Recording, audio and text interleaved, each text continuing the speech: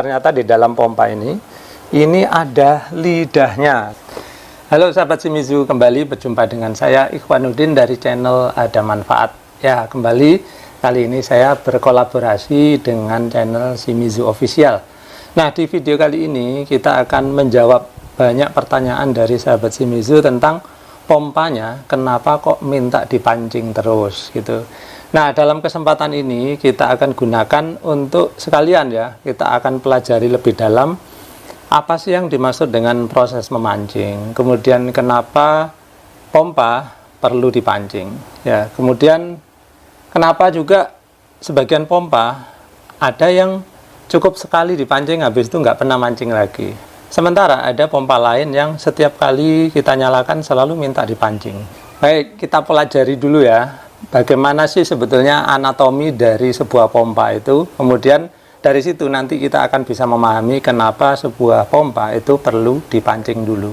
Nah, sebelum kita pelajari tentang anatomi pompa, ada baiknya kita pelajari dulu secara umum apa sih proses memancing itu. Nah, proses memancing atau dalam bahasa Inggris disebut priming ya, itu adalah proses menaikkan air ke dalam pipa ya, yaitu dengan cara mengeluarkan udara yang ada di dalam pipa hisap ini.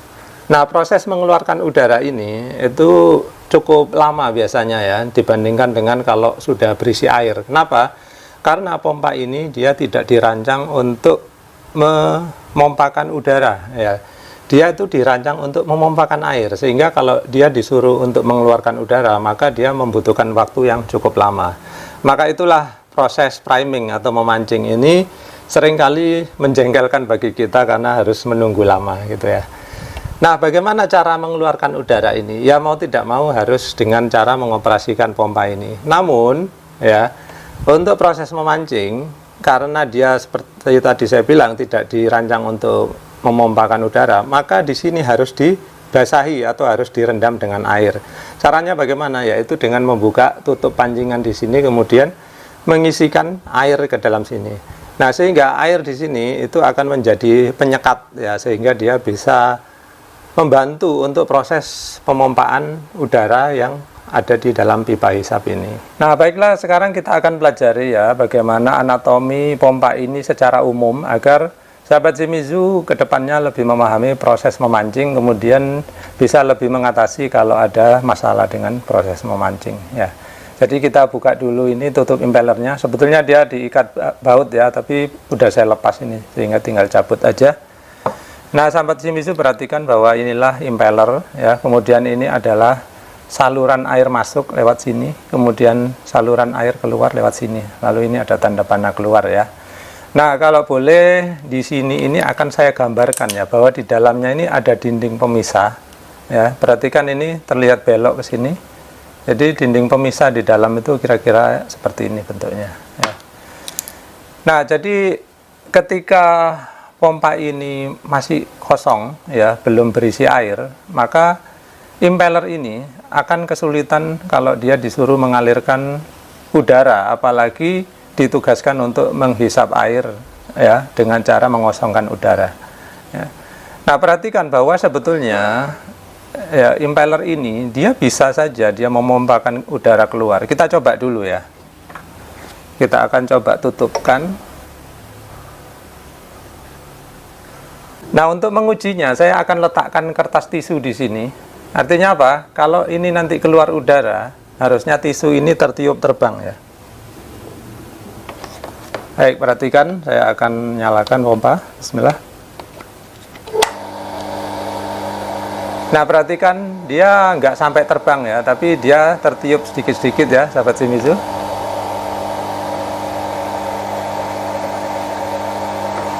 Kita coba kalau kita beri serpihan yang kecil, apakah tertiup terbang? Nah, seperti ini ya, dia nggak sampai terbang tinggi, tapi dia terdorong ke arah luar. Sedangkan kalau di sini kita coba ya bagian hisapnya, apakah dia menghisap? Nah, rupanya dia memang menghisap ya, sahabat Shimizu. Tapi hisapannya sangat lemah, karena apa? Karena ya seperti tadi saya ceritakan ya, dia tidak dirancang untuk memompakan udara. Baik, kita matikan dulu.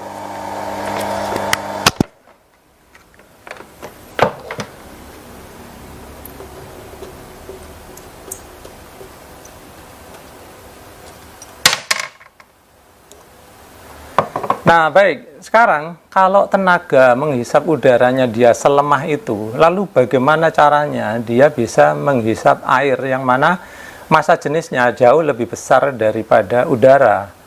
Yang mana tentu sangat berat bagi pompa ini dengan tenaga yang hanya segitu tadi, ya, untuk bisa memasukkan air ke dalam sini. Nah, disinilah peran air pancingan, ya, sahabat Shimizu. Jadi air pancingan itu dimasukkan melalui sini, ya, tutup ini dibuka, kemudian air dimasukkan, ya. Dengan demikian ruangan ini dia akan dipenuhi dengan air seperti ini, ya. Nah, ketika dia dipenuhi dengan air, maka disitulah tenaga dari impeller ini benar-benar termanfaatkan, ya, benar-benar menjadi efektif. Nah, kenapa sih air kok bisa menjadikan impeller menjadi lebih efektif? Nah, sahabat Shimizu perhatikan, ya, bahwa di celah-celah antara impeller dengan casingnya, dengan rumahnya ini, sahabat Shimizu perhatikan bahwa di sini ini ada gap atau celah yang ukurannya kira-kira antara 1 sampai 2 mm, ya, sekeliling ini. Jadi bayangkan bahwa gap ini atau celah ini, ya, kalau dia tidak diisi air, maka ini ibaratnya kalau orang bilang ngowos gitu, ya. Jadi dia berputar sebagaimanapun, maka hanya akan selip saja, ya, udara yang ada di sini. Namun dengan diisi dengan air, maka celah-celah atau gap di sini itu sudah tertutup oleh air, sehingga ketika dia berputar, maka dia bisa mengalirkan udara dari pipa yang kosong tadi itu dengan lebih baik. Nah, tentu saja campuran antara air dan udara itu masih kurang cukup bagus bagi pompa. Kenapa? Karena seperti saya bilang, pompa ini hanya dirancang untuk air, bukan untuk udara ataupun campuran air dan udara, ya.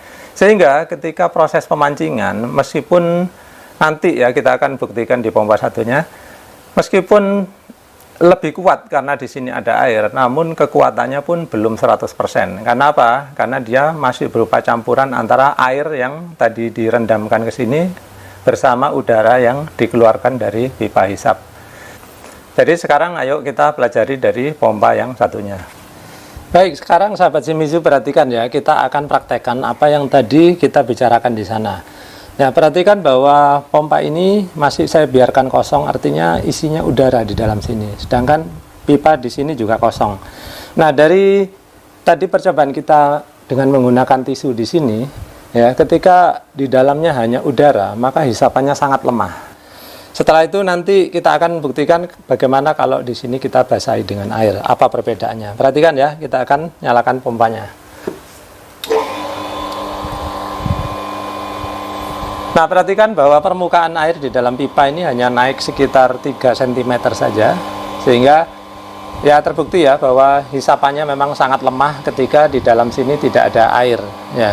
Sekarang kita akan buktikan bagaimana kalau kita isi air di dalam sini.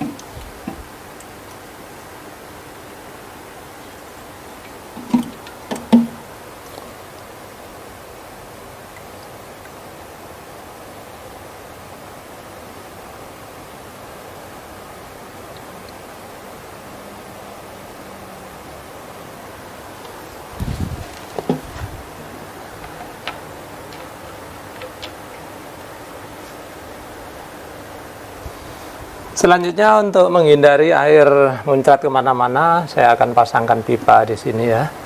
Mana tahu nanti saya kebablasan. Baik, perhatikan ya, air sudah tadi hampir penuh ya, meskipun nggak penuh 100%. Kita lihat apakah ada perbedaan. Kita nyalakan pompa. Nah, perhatikan, air segera naik seperti ini. Oke, saya matikan dulu. Nah, air kembali lagi seperti ini ya. Nah, perhatikan, sekarang terlihat sekali ya, perbedaannya sangat mencolok. Ketika tadi belum saya isi air di sini, artinya apa? Artinya di dalam sini hanya berisi udara, sehingga seperti tadi saya bilang, celah-celah impeller ini sangat lebar, sehingga kipas itu hampir kayak cuman berputar aja tanpa mendorong sesuatu. Dan ternyata memang menghasilkan dorongan kecil. Nah, ketika kita udah isi air, maka celah-celah di sekitar impeller sudah tersekat, sehingga kemudian dia bisa memompakan udara di sini lebih cepat, sehingga kemudian air bisa mengisi ruang kosong yang ditinggalkan oleh udara tadi. Nah, sekarang yang menjadi masalah adalah air kok turun kembali. Ya, di sini nanti kita akan bahas ya. Tapi tenang aja, sekarang kita akan coba nyalakan pompa sehingga air kira-kira sudah memenuhi area sini, atau mungkin nanti sedikit terlihat di sini ya. Perhatikan.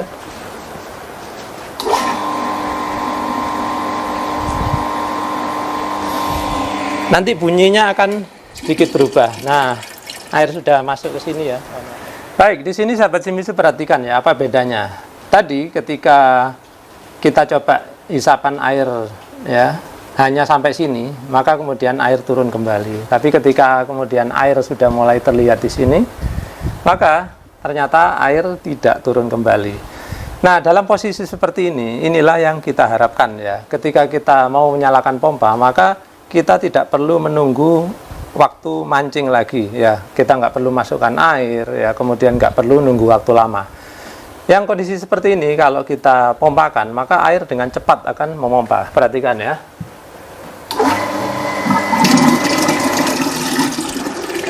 Nah, seperti itu. Nah, sekarang mungkin sahabat Shimizu masih bertanya-tanya, apa bedanya? Kenapa tadi pertama kali kita hentikan kok air jatuh lagi? Nah, sekarang kita akan praktekkan dulu ya, ada apa sih di dalam sini, kenapa tadi turun lagi, tapi kenapa ketika air sudah mencapai sini, air kemudian tidak turun lagi ya. Untuk percobaan ini maka akan saya lepaskan ini, sahabat Shimizu perhatikan, ketika saya lepas air akan turun ya, perhatikan ya. Ini sengaja tidak saya lem memang untuk konten ya, untuk percobaan. Nah, perhatikan permukaan air segera turun itu ya. Nah, sekarang perhatikan ya, apa yang terjadi kalau ini saya hisap ya. Saya ini, mulut saya seolah-olah adalah pompa gitu ya, perhatikan.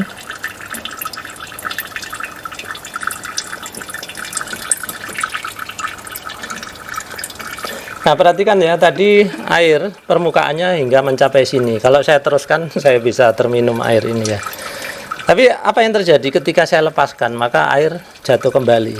Nah, sekarang saya akan melakukan sesuatu yang lain, yaitu apa? Ketika air sudah mencapai di sini, lidah saya akan saya tutupkan di atas sini. Apa yang terjadi? Perhatikan.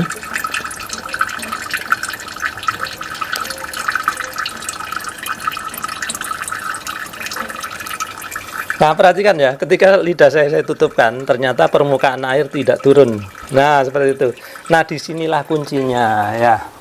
Ternyata ya, di dalam pompa ini ya, ternyata di dalam pompa ini ada lidahnya, dalam tanda kutip ya. Nah, apa lidah itu? Nah, saya perlihatkan ya, seperti ini. Nah, inilah lidah dari pompa ini, yang mana dia terletak di lubang masukan dari pompa atau lubang inlet dari pompa. Nah, lidah ini dinamakan dengan nama check valve gitu ya.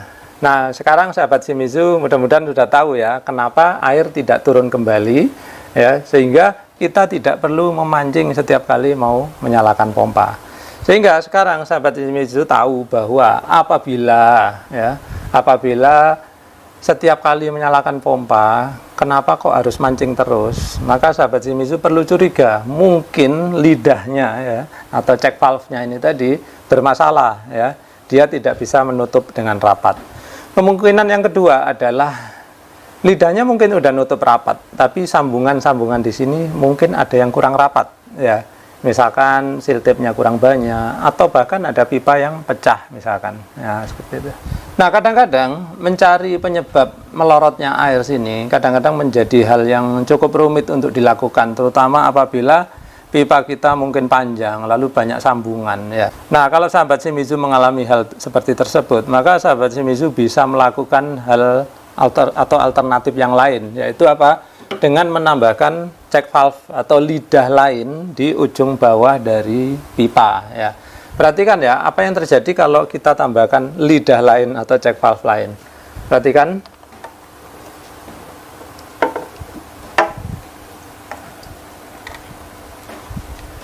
Tentu saja peragaan di sini semuanya saya tidak menggunakan lem ya, namun sahabat Shimizu harus menggunakan lem kalau untuk aplikasi yang aktualnya di rumah masing-masing ya. Perhatikan apa yang terjadi kalau ini saya hisap ya.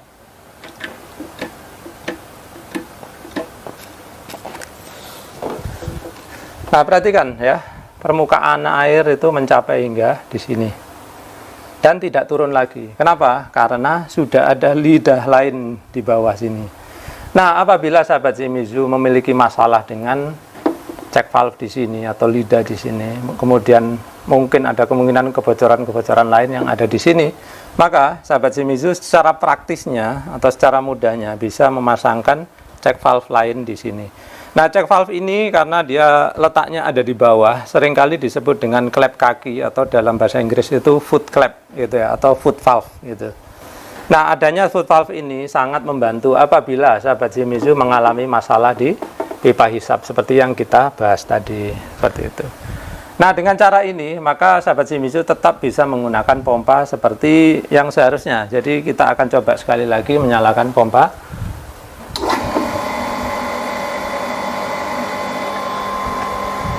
Mengalami proses pemancingan lagi ya, karena sempat kosong tadi.